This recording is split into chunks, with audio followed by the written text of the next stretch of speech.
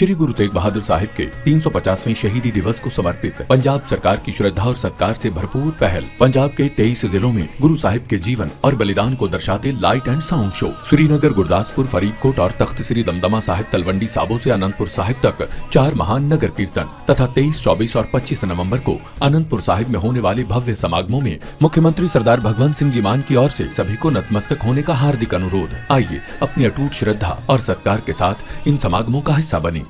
सबसे पहले आपका परिचय करवाते हैं देश के ऐसे मौलाना से जो सुप्रीम कोर्ट के फैसलों पर विवादित टिप्पणी करने को लेकर चर्चा में हैं।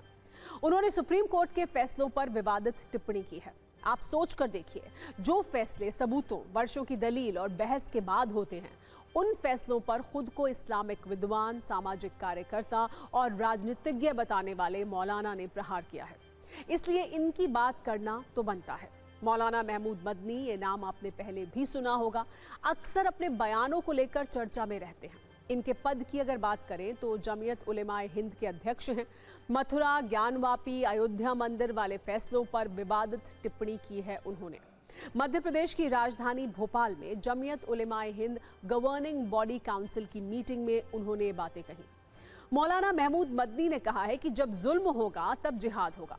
आपके मन में एक सवाल जरूर उठ रहा होगा कि सुप्रीम कोर्ट के फैसलों पर सवाल उठाने वाले मौलाना की नजर में आखिर जिहाद की परिभाषा क्या है, वो इसे किस चश्मे से देखते हैं, क्योंकि उन्होंने बाबरी, 3 तलाक, मथुरा, ज्ञानवापी समेत कई मामलों और इससे जुड़े फैसलों का जिक्र किया है।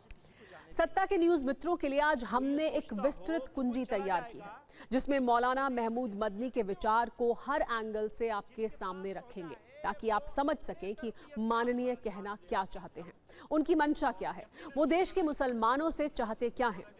8 पॉइंट में आप समझिए मौलाना महमूद मदनी ने कैसे देश के सर्वोच्च न्यायालय पर टिप्पणी की है।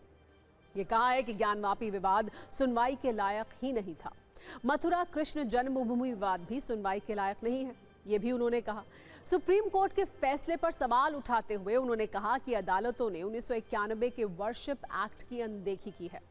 मदनी के अनुसार अदालतें सरकार के दबाव में काम कर रही हैं। सरकार के दबाव में मामलों को सुनवाई के काबिल समझा जा रहा है।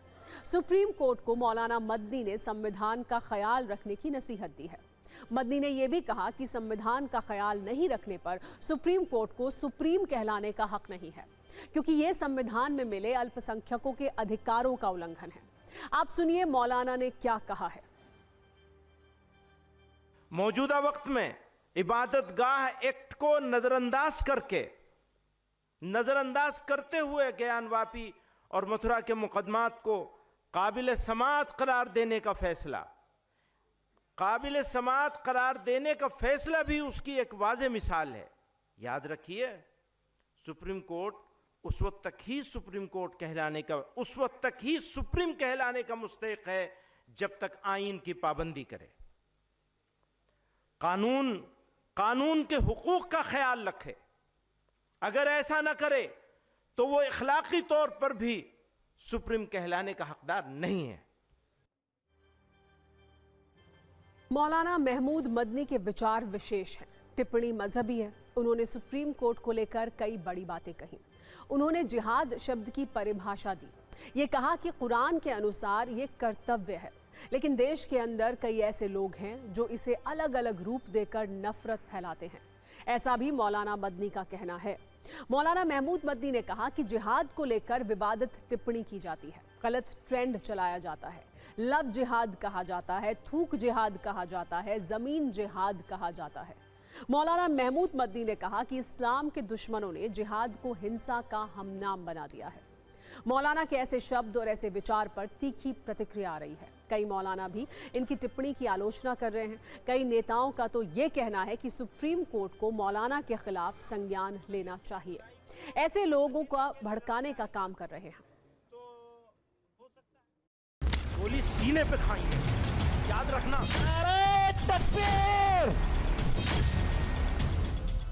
आज सीधा इन्होंने स्वीकार कर लिया कि न हम भारत के शासन तंत्र को मानेंगे, न भारत की न्याय व्यवस्था को मानेंगे, न भारत के कानून को मानेंगे। ये इस तरह की बकवास करके मौलाना आज भी भारत के अंदर रह रहा है। माननीय सर्वोच्च न्यायालय भी इस मामले में त्वरित संज्ञान लें और लॉ एनफोर्सिंग एजेंसीज को भी इस बारे में स्पष्ट कानून के तहत कार्रवाई करनी चाहिए। मौलाना महमूद मदनी साहब का बयान ये बिल्कुल झूठ पर आधारित है। सच्चाई कुछ और है और वो समझ नहीं पा रहे हैं। ना तो सरकार कोई गलत कर रही है और ना ही माननीय सर्वोच्च न्यायालय। ये दोनों ही एक निष्पक्ष रूप से फैसले दे रहे हैं और काम कर रहे हैं। कट्टरता का भाव देख लीजिए। उन्होंने कहा क्या कहने से हम वंदे मातरम बोलेंगे, क्या कहने से सुप्रीम कोर्ट का जज फैसला बदल रहा है, कहने से तो कहने का भाव है शुद्ध रूप से कट्टरपंथी इस्लाम के विचार के मानने वाले, चाहे छोटा व्यक्ति हो चाहे बड़ा व्यक्ति हो, सबके सब आतंक को बढ़ावा देने वाला भाव और मानसिकता रखते हैं और कुछ नहीं। मौलाना महमूद मदनी साहब मुसलमानों को भड़काने, उकसाने और इश्तियाल दिलाने जैसी बातें कर रहे हैं। उनको हरगिज इस तरह की बातें नहीं करना चाहिए और वो हिंदू मुस्लिम भाईचारे को ख़त्म कर रहे हैं, कौमी एकजहती को पारा पारा कर रहे हैं। जब सुप्रीम कोर्ट के फैसलों पर सवाल हो, बाबरी, मथुरा और ज्ञानवापी जैसे गंभीर फैसलों पर बात हो, तो राजनीति तो होनी ही है। कई नेता ये कह रहे हैं कि मौलाना महमूद मदनी का भाषण भड़काऊ और विभाजनकारी है। आप सुनिए मौलाना के बयान पर सियासी तापमान कैसे बढ़ चुका है।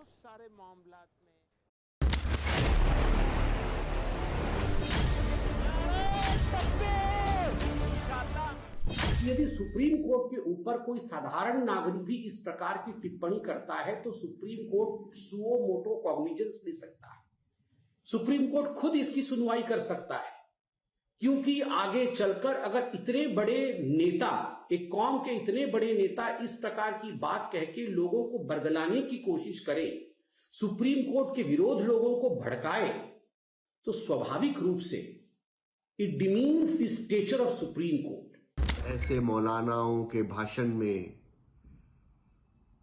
हमेशा जिहाद शब्द उभर कर आता है। इसमें उनका पाकिस्तान प्रेम साफ झलकता है। हमारी सरकार को ऐसे मौलानाओं पर शिकंजा कसना चाहिए, पुलिस को केस रजिस्टर करना चाहिए। अदालत अगर सरकार के दबाव में काम कर रही होती तो जो बाबरी इशू है, जो उस पे पूरा फैसला राम मंदिर का अदालत से हुआ है। अदालत इंसाफ देने के लिए होती है। 3 तलाक की आप चर्चा करते हैं, मुसलमान बहनों को आपने कहाँ नीचे हाशिए पे लाके खड़ा कर दिया। अपने भाषण में मौलाना महमूद मदनी ने एक आंकड़ा भी पेश किया जिसकी चर्चा भी हर जगह हो रही है।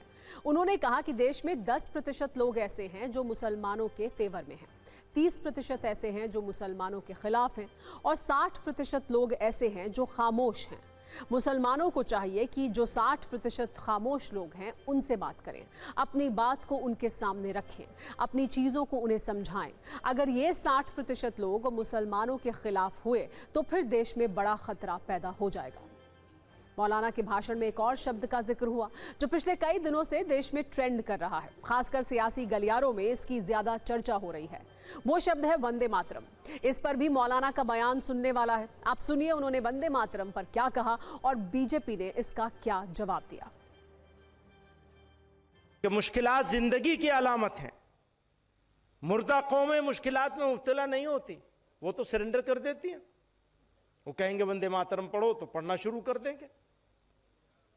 तो ये पहचान होगी मुर्दा कौम होने की। और अगर जिंदा कौम है तो फिर हौसला बुलंद करना पड़ेगा, हालात का मुकाबला करना पड़ेगा। मैं मदनी साहब को याद दिलाना चाहूंगा और कहना चाहूंगा कि मदनी साहब वंदे मातरम किसी धर्म का नहीं है। हिंदुस्तान की वह बोली है, मां भारती की वह बोली है वंदे मातरम, जिस बोली को अपनाते हुए न जाने कितने असंख्य लोगों ने अपना बलिदान दिया ताकि आज हम स्वाधीनता के सांस को, स्वाधीनता के वातावरण में हम सांस ले सके, ताकि हम स्वतंत्र हो सके।